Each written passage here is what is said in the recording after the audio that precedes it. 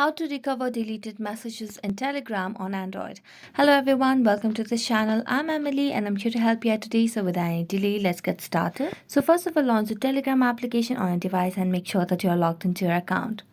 Then tap on the hamburger icon at the top left corner of the screen over here and then tap on settings. And as you do that, scroll down and tap on the data and storage option available over here.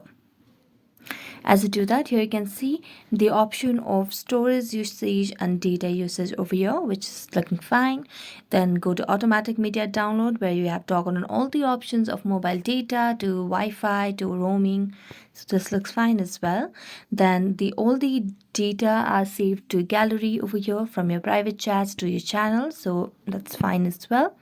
So here you can see all the information or all the data from the Telegram are saved in the cloud drafts. So here you can see you can also delete all the cloud drafts. So you just have to go and check on the cloud drafts and you'll be able to recover the deleted messages in Telegram on Android. So thank you so much for watching this video. See you next time.